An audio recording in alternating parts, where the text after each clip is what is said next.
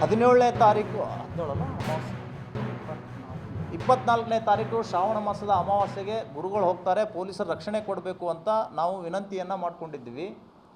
ಪೂಜ್ಯರು ಆ ದಿನ ಅಲ್ಲಿ ಹೋಗ್ತಾರೆ. ಆ ಅನಧಿಕೃತ ಟ್ರಸ್ಟಿನ ಶೈತಾನ್ಗಳು ಮತ್ತೆ ಸ್ವಾಮೀಜಿ ಮೇಲೆ ಮುಗಿಬಿದ್ದು, ಯಾಕೆ ಬಂದು ಕುಂತೀಯಪ್ಪ ಏಕವಚನದಲ್ಲಿ, ನಮ್ಮನ್ನೆಲ್ಲ ಕಟೌಟ್ನಾಗ ನಿಲ್ಲಿಸಿದಿ, ಕಟಕಟೆ ಅನ್ನಕ್ಕೆ ಬರೋಲ್ಲ ಅವರಿಗೆ, ಕಟೌಟ್ನಾಗ ನಿಲ್ಲಿಸಿದ ನಮಗೆ.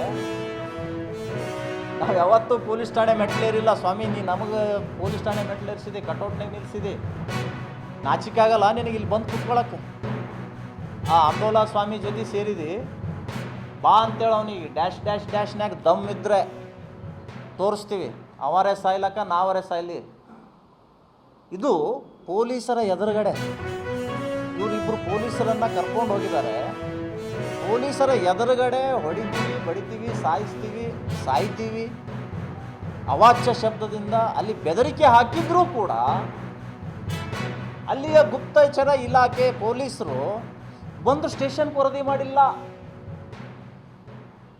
ಇವ್ರ ಮೇಲೆ ಕ್ರಮ ತೋಡಿ ಹೇಗೆ ನನ್ನ ಮೇಲೆ ವರದಿ ಮಾಡಿ FIR ಮಾಡಿದ್ರು ಅವ್ರ ಮೇಲೂ ಮಾಡ್ಬೋದಾಗಿತ್ತಲ್ಲ, ಮಾಡಲಿಲ್ಲ. ಯಾಕೆ ಅಂತ ಕೇಳಿದ್ರೆ incharge minister right and left ಪರ್ಸನ್ಗಳು ಅವ್ರು ಇರೋದ್ರಿಂದ ಅವ್ರ ಮೇಲೆ ಯಾವುದೇ FIR ಮಾಡಲಿಲ್ಲ. ಎದ್ದು ಹೋಗಿ ನೀವು ಮೊದಲು ಇಲ್ಲಿಂದ ಯಾಕೆ ಬಂದಿದೆ ಬಾ ಅಂತೇಳಿ ಅಂಬೋಲ ಸ್ವಾಮಿ. ನಾನು ಯಾಕಪ್ಪ ಅಲ್ಲಿ ಬರಲಿ, ನಾನು ಬರ್ತೀನಿ ಇಲ್ಲಿ ಪ್ರೆಸ್ ಕ್ಲಬ್ಬಿಗೆ. ಅದೇನು ನಿನ್ನ ಆಸ್ತಿ ಅಲ್ಲ, ದಂಡುಗುಂಡು ಬಸವಣ್ಣವ್ರ ಆಸ್ತಿ. ನೀನು ಕರೆದಾಗ ಬರೋಕ್ಕೆ ನಿನಗೆ ತಾಕತ್ತಿದ್ರೆ ನೀನು ಇಲ್ಲಿ ಬಾ, ನನ್ನ ಕಡೆ ಡಾಕ್ಯುಮೆಂಟ್ಸ್ ಇದ್ದಾವೆ, ನಾನು ಇಟ್ಕೊಂಡು ಕೊಡ್ತೀನಿ. ನಿಮ್ಮಲ್ಲಿರುವಂಥ ಡಾಕ್ಯುಮೆಂಟ್ಸನ್ನು ನೀವು ತಂದಿಡಿ. ಇಲ್ಲಿ ಪಾರದರ್ಶಕತೆ ಆಗಲಿ, ಇಲ್ಲಿ ನ್ಯಾಯಕ್ಕಾಗಿ ಮೀಡಿಯಾದ ಎದುರುಗಡೆ ಹೋಗೋಣ ನಾವು. ನೀನು ಬಾ ಅಂದ ತಕ್ಷಣವೇ ನೀನೇನು ಪಾಳೆಗಾರಲ್ಲ, ನಾನು ಬರ್ತೀನಿ, ಯಾವಾಗ ಬರ್ತೀನಿ ಅನ್ನೋದು ಶ್ರೀಗಳು ಹೇಳ್ತಾರೆ. ಆವತ್ತು ನಡೆದಂಥ ಘಟನೆ ವಿವರವಾಗಿ ಕೇಳಿ ನ್ಯಾಯ ಒದಗಿಸ್ಕೊಡಿ.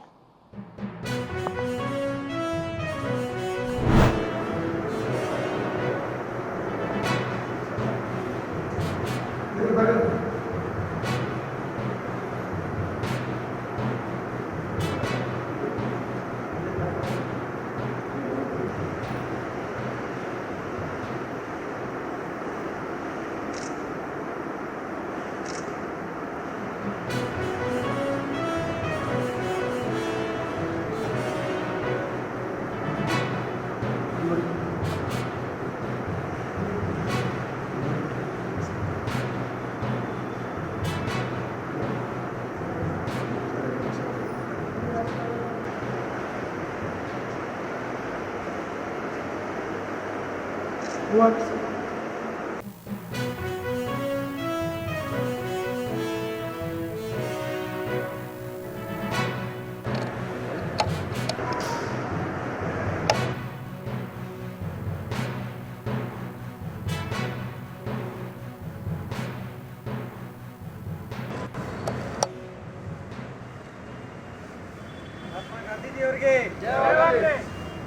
Andre!